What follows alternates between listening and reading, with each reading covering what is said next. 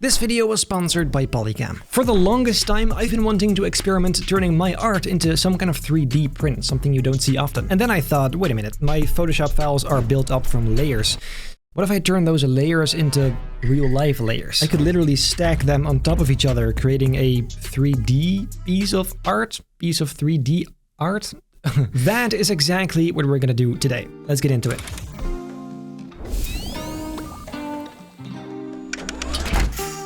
So first, let me explain what exactly my idea is. First off, I'll make an edit. Artwork, if you will, which I will then separate into a few different layers. Each individual layer will then be separately printed onto a plate of plastic, see-through glass type stuff, leaving me with, say, 10 of these layers. They do have a certain thickness, of course, so if I stack them on top of each other, they might create a really nice parallax 3D kind of effect. I could even put a little frame around it to finish it off, so very cool. This is a pretty ambitious idea for my standard. It's quite far removed from what I usually do. At least half of it is. And I think the best theme for this would be space, similar to these edits I made in the past. Having colorful planets in a starry sky allows for loads of different layers, so let's first go ahead and create something magical in Photoshop. Obviously, as always, this began with a starry night sky, and this planet here is the one I'd like to use as a centerpiece. Basically, the idea is to have the core of the planet be visible in the center with maybe a human eye's iris surrounding that core, because, I don't know, it might look cool. Really just a planet in the state of major apocalypse with a bunch of different planets surrounding it.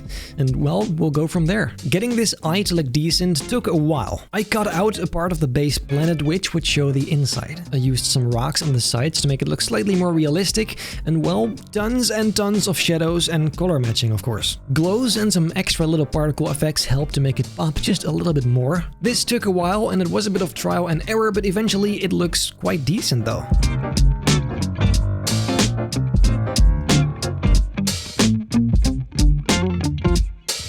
I realize I made a ton of this kind of planet artwork in the past, but I never showed it in a video. It was always for display or something other than a video. So, well, I guess this is nice for a change.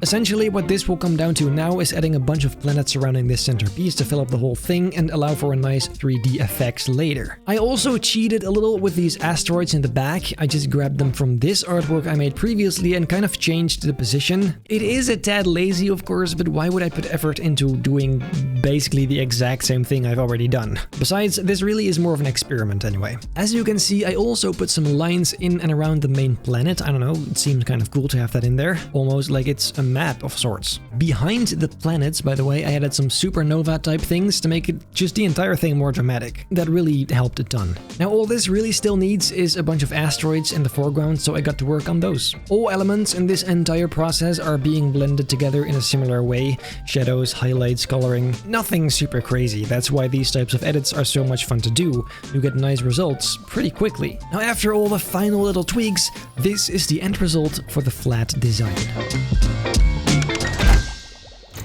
Now we get to the interesting part, turning this into something I can actually touch and hold in real life. First, we're gonna split this up into a number of layers, which is gonna be pretty easy because in Photoshop there are already layers on their own. So, oh well. Not every single planet or asteroid ends up on a separate layer, but eventually it still came down to about 12 layers. Some of them have a few planets on them at the same time. Another is just a center planet, which is built up from a few layers too, actually. And the asteroids and rings are spread across multiple layers to make it just really nice and 3D, just extra depth.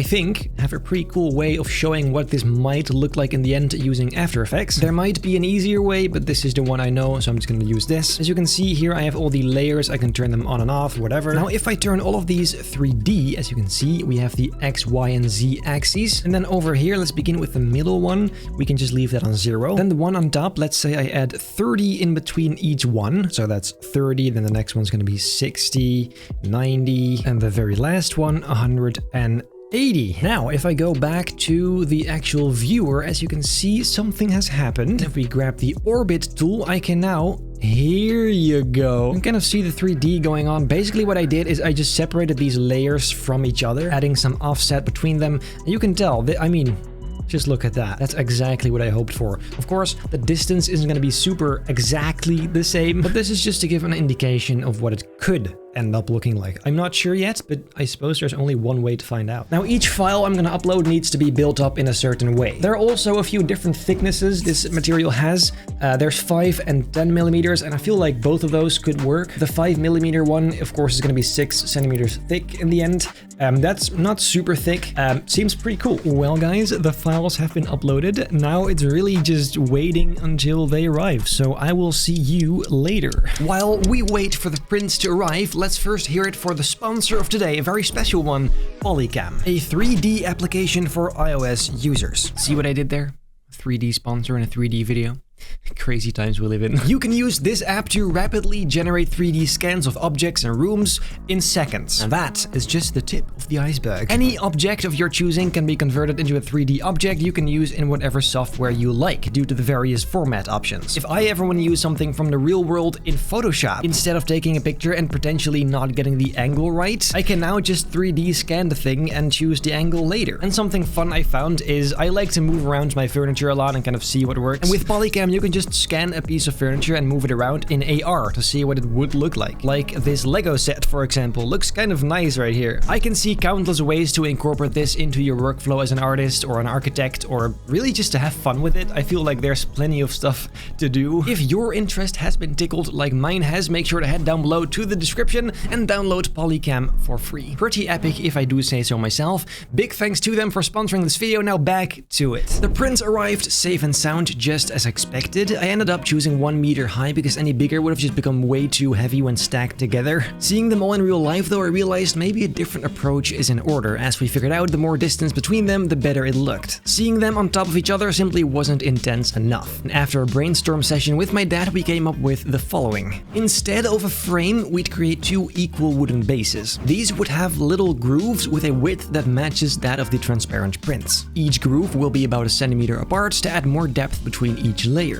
On top, an identical piece of wood will be applied with a base added to the back for stability. This way you can simply slide your prints in and out and even swapping them if you want to. That is the specific idea. Now let's get to work. First, we grabbed a decently thick wooden plank and tried out the groove idea we had to see if it worked at all. After a few tries, we began for real, leaving 1 centimeter between each groove for the ultimate effect.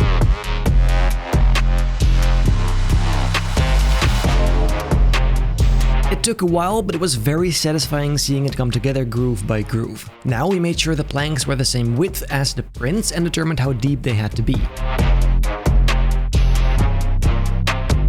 I wanted them to have a little bit of a base still, so in front and behind we left a few spare centimeters. Using sandpaper, we cleaned it up and smoothed out the edges. And finally, we needed the back support piece. Nothing special though, because we won't end up seeing it anyway. With all the pieces ready and making sure the prints actually fit in, it was time to put it together using simple screws. One final little test to see if they still fit, and then, well, that should be our print holder. Very convenient to have a dad with access to all of this stuff at his work. Now let's bring it home and put the whole thing together. Now the moment of truth, sliding in one piece at a time from back to front.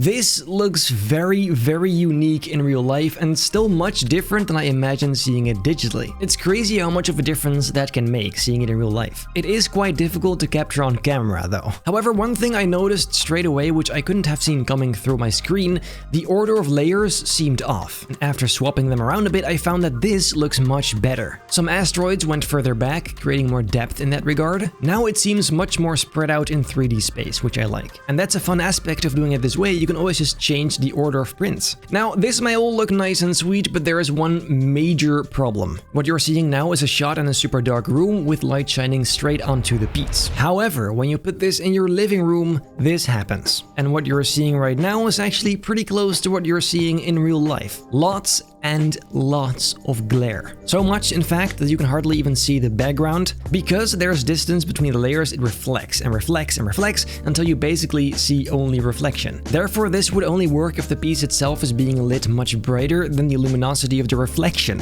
Either that, or it's gonna have to face a super dark wall. I personally couldn't find a single spot in my living room where you could properly see it. This is a major flaw that I did not foresee and really holds it back from being as cool as it could in a dark dark room. A very unfortunate turn of events, but still I'm happy I tried. Besides, it's just fun to experiment with stuff like this, and I couldn't have expected it to go perfectly the first time around, right? Maybe it's too many layers, maybe the idea as a whole just isn't all that great.